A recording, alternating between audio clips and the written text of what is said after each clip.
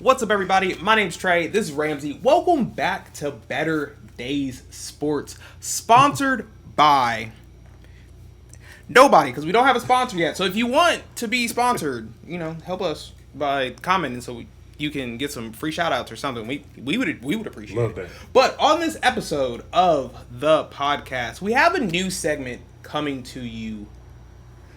And one I think you're really going to like. So we are calling this segment Better Days Lineups. Basically, this is a start 'em and sit 'em type of segment. Ramsey's basically be going over who you should start and who you should sit for your fantasy team. And in this video specifically, we are going to be talking about quarterbacks. But if you are somebody that's new to the channel, new to the podcast, make sure you hit the subscribe button and notification bell to get notified every time we post a video. And leave a comment in the comment section down below. How do you feel about these picks? Would you start somebody that he benched? Would you bench somebody that he is now starting? We would love to see your comments down there. But Ramsey, go away and take us on whatever type of ride you got us going on, my boy. Okay, man, I got a couple of these. I'm just gonna keep it real quick, simple, close to the cuff. For those of you who love fantasy football like I am, we take this serious. We really think that we're GMs up in here with the toothpick in our mouths, and we over here wondering who needs to leave and who needs to come join the team. So I take it as serious as the next man, and I think man or woman, and I think that when it comes to these picks, I feel confident. I think if you make these picks, you're going to win your week. So let's go ahead and get started. And let's start it out with quarterbacks. So number one on my list, I think you got to start Stafford. You got to start Matt Stafford with the Rams. He's playing the 49ers, and I get that they normally have a very good defense, but it's not as strong as it used to be. They lost Travarius Ward in the offseason, and they are dealing with a couple of injuries on both offense and defense. And we already know what Stafford did against the Colts last week, so it goes without saying that he's going to put up some points. You know what he does. He sees Puka, he sees Devontae, he sees Cheese. So we're definitely going to start Matthew Stafford today for your lineups. And at number two, my streamer pick for the week, I got Dak Prescott, guys. Yeah, I know. Dak Prescott without CeeDee Lamb. Are you on something? Listen, hear me out. Did you watch the game last week? They didn't lose. They didn't win, but they didn't lose.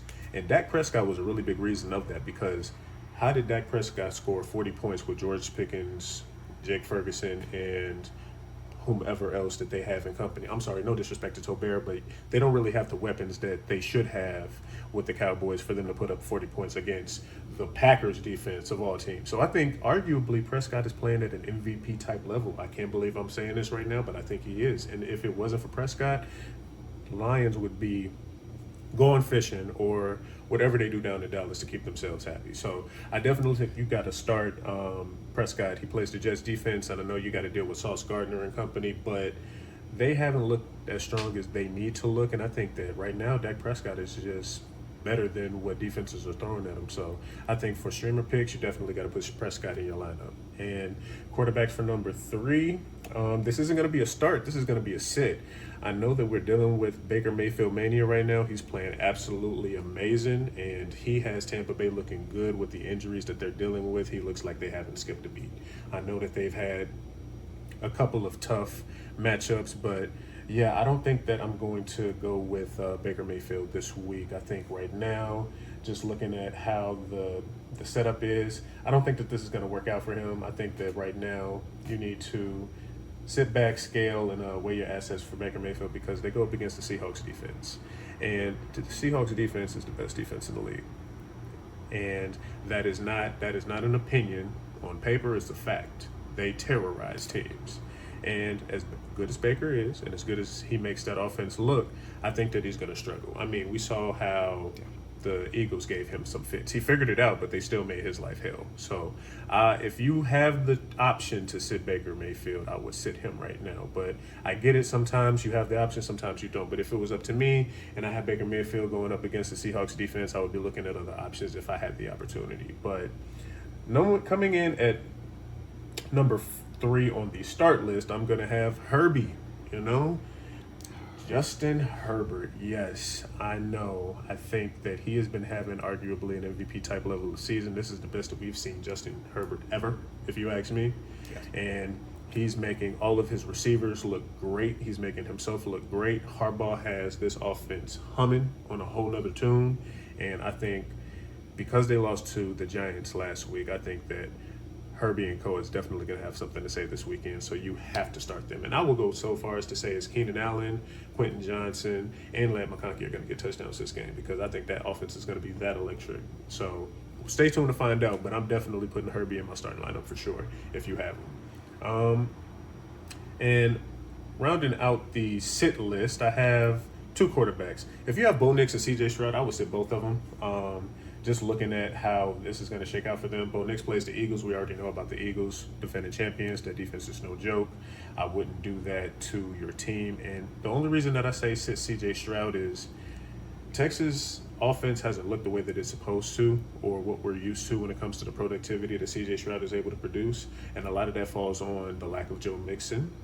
The offensive line doesn't give him any type of time to throw the ball. If you can't throw the ball, you can't move the ball downfield.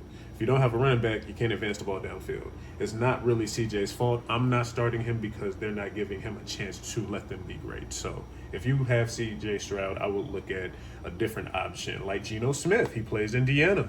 He's looking for a bounce back game. He struggled against the Bears. I will go with Geno Smith over CJ Stroud this week. And I think that would work well for you to gain some extra points instead of running the risk of CJ getting sacked and losing points. Just let Geno Smith throw it downfield to Tucker or to Myers or hand it off to Gene. He's looking really good too, but we'll get to them in a minute. But I think, the Bo Nix, CJ Stroud, I would definitely sit them. And my special shout out for the week is going to be Daniel Jones. He threw 2 interceptions. The 3-0 start is over. They are now 3-1. I'm not going to say too much to that because even though they lost, it was a really good game against 2 really good teams when you look at it on down to the nitty gritty. They should have won that game. Won't get into specifics on why certain receivers had issues holding on to the ball or holding penalties that prevented touchdowns, but another touchy subject. He's going to look at Daniel Jones. He's going to be back in New York. He's going back to New York, and I think this is going to be the first time that he's going to be back in New York since they kicked him out of New York. I'm not even going to say they traded him. They kicked him up out of there. First thing smoking. So they let him go. Yeah. Exactly. They got him up out of there. So I think after losing a close one to the Rams, going to New York, your team is looking good. You know that you're a big reason because of that. I think that this is going to be the biggest moment of Daniel Jones' career, and I'm starting him for that reason. And that is going to round out my better days lineup for starting and sitting quarterbacks for the week. What do you think so far out of the picks, man? You got any opinions on what I've given out to the crowd? I'm not going to lie. I really like them. So a big thing with me when it comes to fantasy, it's not necessarily the quarterback. It's the matchup that I find more interesting. Like you said, Baker has been cooking this year.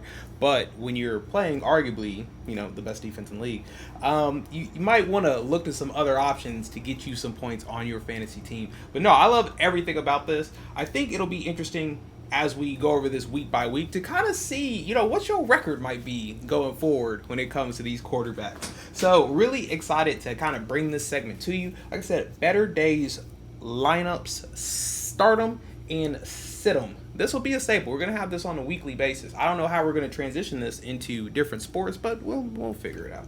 So, is there anything that you think may be a hot take? In terms of quarterbacks or just in fantasy in general? Whatever you got. Fantasy in general, probably. Fantasy, hot take. Probably some panic selling, probably some panic buying from all these injuries.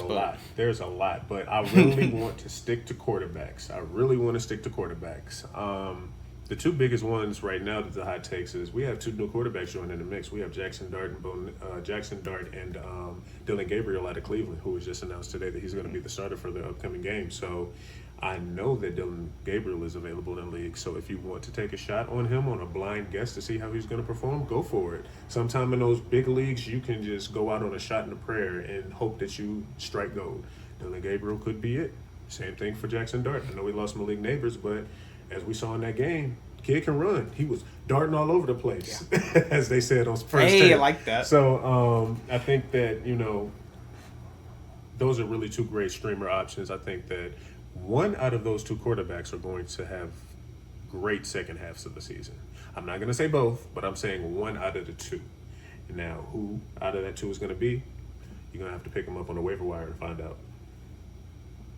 Interesting. And it really doesn't matter. If your quarterback's hurt, you got to pick up somebody anyway. Don't have a Might as well choice. give a shot in the dark. Yeah. Hey, roll the dice. Gotta try some new things. Can't be scared your whole life. But really appreciate you stopping by for this episode. Like I said, if you're new to the channel, make sure you hit the subscribe button and notification bell to get notified every time we post a video. And leave a comment in the comment section down below. Who do you feel was rightly or wrongly sat or started from this list? And just like that, we will see you in the next one. Peace. Peace.